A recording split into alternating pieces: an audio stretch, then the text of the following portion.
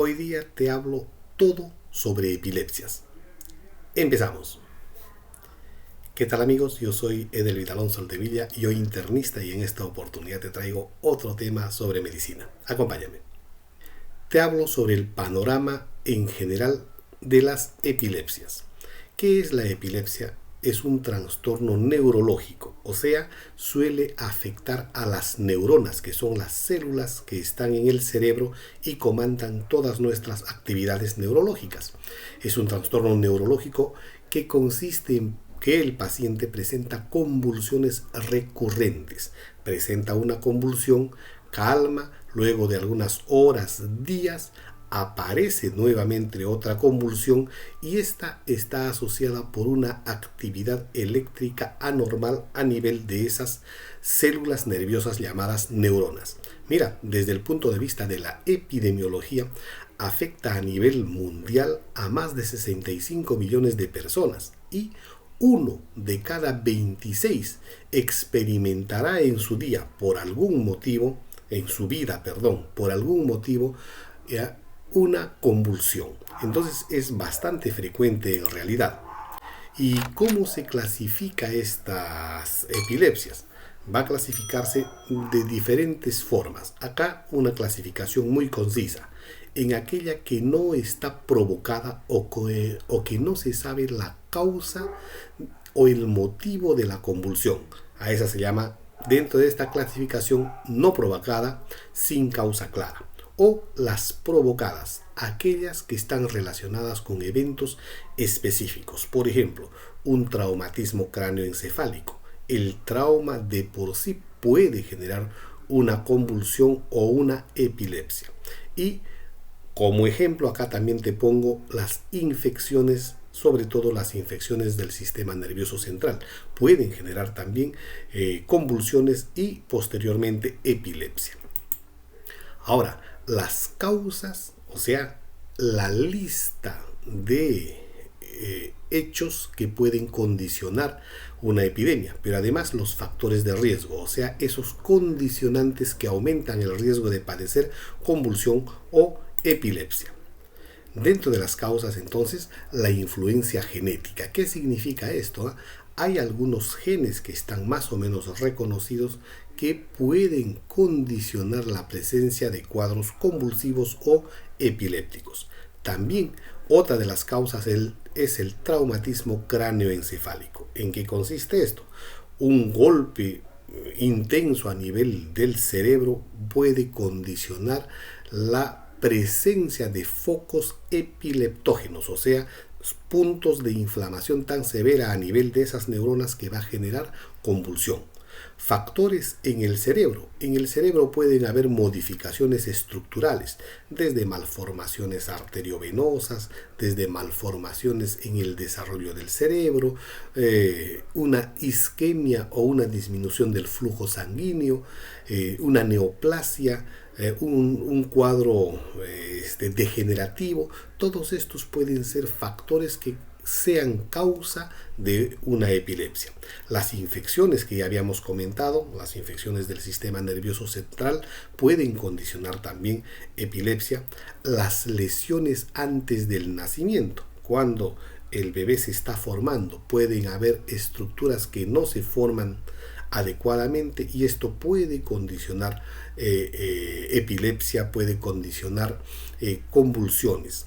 También en el canal del parto, cuando suele generarse una hipoxia, o sea, una disminución del flujo oxigenatorio adecuado, puede generar una disminución del riego sanguíneo a nivel cerebral y puede condicionar problemas de parálisis cerebral infantil, que a la vez puede tener o tiene generalmente la presencia de convulsiones. Afecciones del desarrollo. A medida que se va desarrollando, el niño puede tener enfermedades asociadas, como por ejemplo la parálisis cerebral infantil que ya te había comentado, con las lesiones antes del nacimiento, afecciones del desarrollo relacionadas a patologías propias de una enfermedad. El autismo, por ejemplo, o algunas trisomías pueden hacer de que exista mayor riesgo de que el paciente curse con convulsiones y a la postre con epilepsia. Estas son las causas más comunes. Ahora, hay factores de riesgo, o sea, circunstancias que hacen que aumente el riesgo de que el paciente convulsione. Sí, por ejemplo, el alcohol.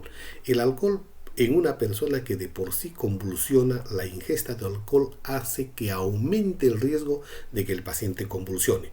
Pero también en aquellas personas que normalmente no convulsionan, un consumo excesivo de alcohol puede condicionar un cuadro convulsivo. En algunas personas que tienen predisposición a las convulsiones o ya tienen el diagnóstico de epilepsia, las ráfagas intensas de luz, o sea, esas luces que deslumbran o las luces psicodélicas pueden condicionar convulsión. También el consumo de drogas ilegales. El consumo de drogas de recreación o las drogas ilegales de por sí suelen causar daño a nivel sistémico, pero más todavía a las personas que de por sí tienen el diagnóstico de epilepsia. Saltearse dosis de medicamentos anticonvulsivos. Esto es muy frecuente en la población que sufre de epilepsia, que sufre de convulsiones y que se olvidan los medicamentos, tomarlas a su hora y de forma calendarizada. Entonces disminuye la dosis de estos fármacos que frenan la epilepsia y al disminuir esa dosificación disminuyen las concentraciones a nivel sanguíneo, por lo tanto se genera de nuevo la epilepsia. La falta de sueño en muchas personas puede condicionar, me refiero a aquellas personas que ya tienen cuadros de epilepsia, la falta de sueño puede condicionar establecerse un cuadro epiléptico. Cambios hormonales durante el ciclo menstrual. Algunas mujeres tienen predisposición a que los cambios hormonales sean bruscos, abruptos, condicionando una convulsión, un síndrome convulsivo, una epilepsia. Y el estrés también está dentro de los factores de riesgo para epilepsia. Ahora bien, hemos hablado causas, hemos hablado factores de riesgo, ahora nos toca hablar sobre la clasificación y los síntomas. Esto desde el punto de vista académico. ¿Cómo se manifiesta la epilepsia? O sea, una clasificación va a estar asociada a convulsiones focales. ¿Qué significa esto? Que la persona va a tener una convulsión sin necesariamente pérdida de conciencia y va a estar caracterizado en los síntomas con espasmos, hormigueos, cambios a nivel sensorial. Y la segunda forma de convulsión focal son aquellas que son con pérdida de conciencia.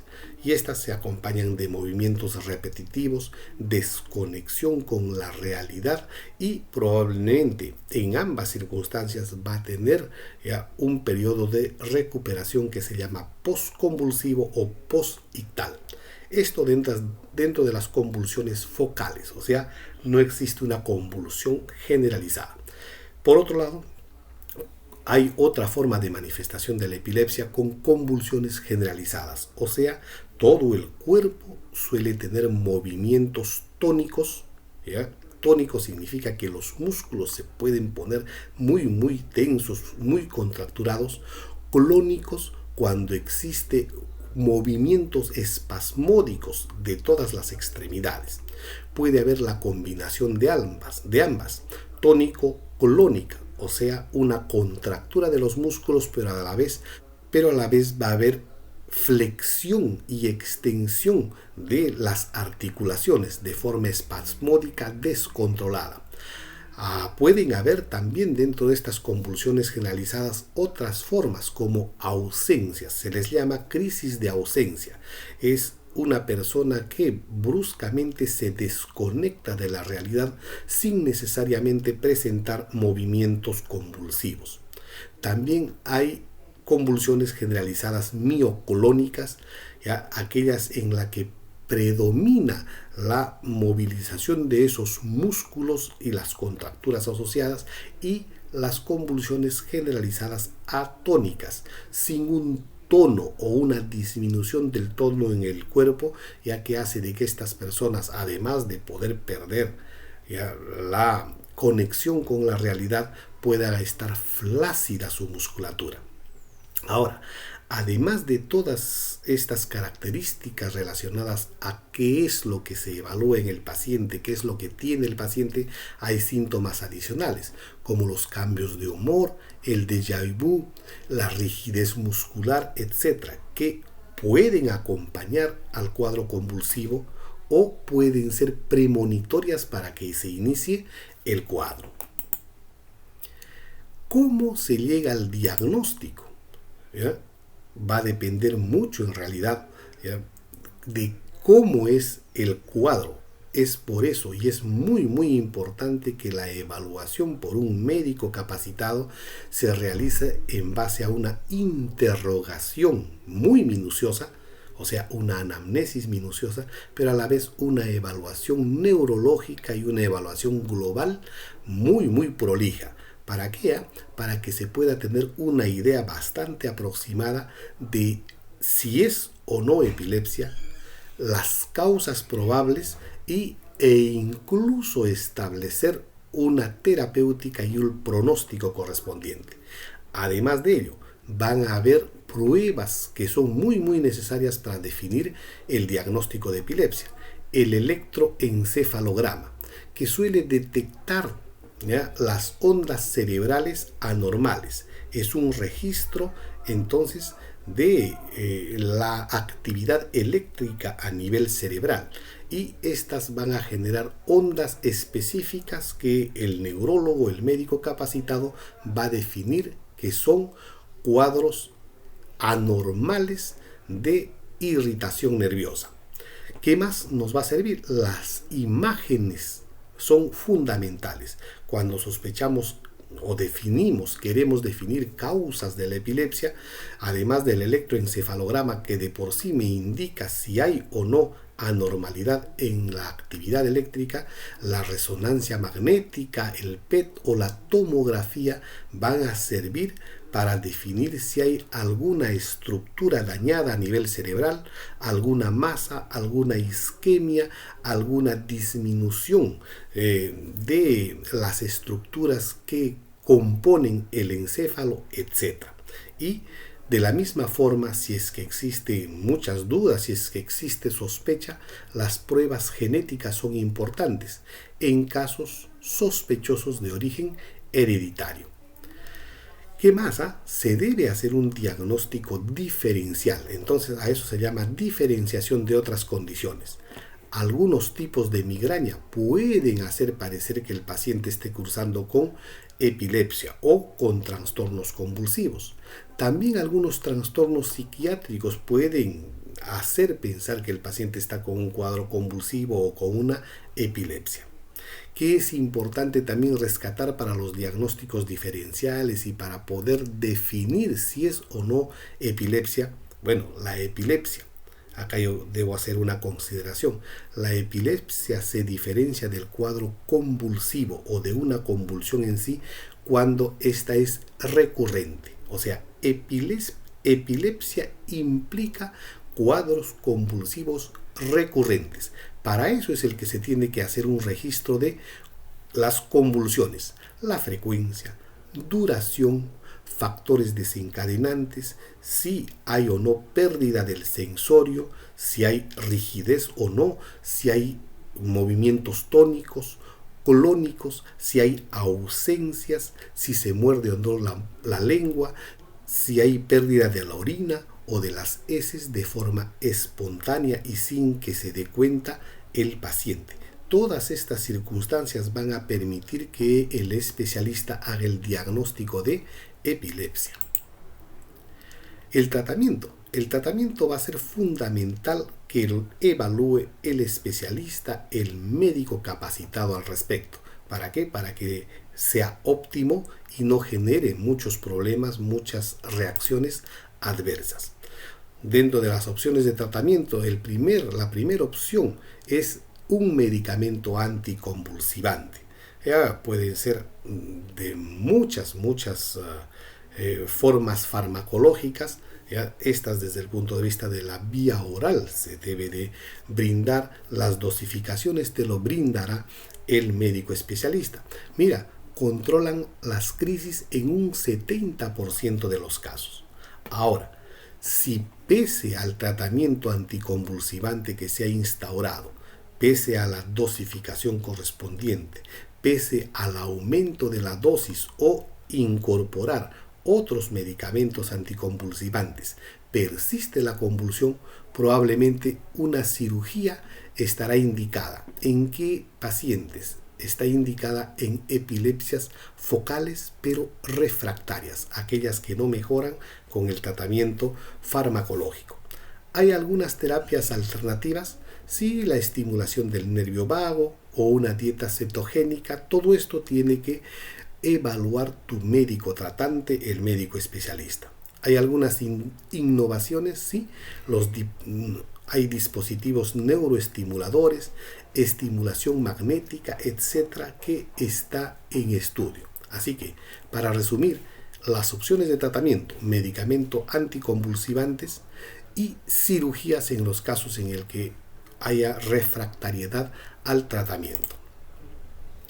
Ahora, ¿qué hacemos con el paciente? Lo que tenemos que hacer es establecer una calidad de vida y el manejo de esta misma. Tal manera que debemos de promover el estilo de vida saludable, mejorar el sueño, ¿ya?, manejo del estrés, una dieta equilibrada, retirar el alcohol, el cigarrillo, etc. Educación. Es importante educar al paciente, pero más todavía a los familiares, sobre cómo actuar ante un cuadro convulsivo. Se deben de tener ciertas precauciones, como por ejemplo el uso de dispositivos de alerta médica, evitar desencadenantes como el alcohol, el estrés, ¿ya?, el insomnio, etc. ¿Para qué? Para que el paciente no recaiga en su cuadro convulsivo. Y fundamental es el apoyo psicológico. Para eso necesitamos que el familiar esté apoyando al paciente con cuadros convulsivos, con epilepsia. También necesitamos que el médico y el equipo de trabajo puedan apoyar al paciente. Establecer de repente grupos de apoyo y de ayuda para reducir el estigma social, puesto que los pacientes que cursan con cuadros epilépticos suelen ser segregados, suelen distanciarse de ellos como si fuese un problema ya infeccioso, contagioso, y eso se debe de romper. Hay complicaciones y el pronóstico también es importante. Miren, dentro de las complicaciones potenciales que puede tener un paciente con epilepsia, con cuadro convulsivo, es que cuando convulsione puede tener lesiones físicas y puede, si es que no se logra tratar a tiempo, puede hacer de que esta convulsión se convierta en un estado epiléptico, o sea, unas convulsiones persistentes que duren más de 5 minutos de convulsiones continuas. Este es un estado epiléptico y esta es una emergencia neurológica, una emergencia médica. Entonces son las complicaciones que podrían tener los pacientes que cursan con un cuadro convulsivo con epilepsias. Estas son las inmediatas. A largo plazo, ¿hay complicaciones? Sí, si es que no hay un tratamiento adecuado. Pueden haber problemas cognitivos, o sea, una disminución del estado de alerta, una disminución de la capacidad de aprendizaje y de la memoria, ¿ya? Y puede haber muerte súbita inesperada como consecuencia de esta patología crónica. El pronóstico ahora. Oye, tengo un paciente con convulsión. De acá a 5 años, ¿cómo proyecto su estado? En los niños hay altísima probabilidad de remisión con la edad y con el tratamiento. Tal manera que es un buen pronóstico dependiendo e individualizando, sobre todo en los niños. En los adultos es bastante probable que se genere un control siempre que exista una adherencia al tratamiento, y este tratamiento evidentemente tiene que ser efectivo.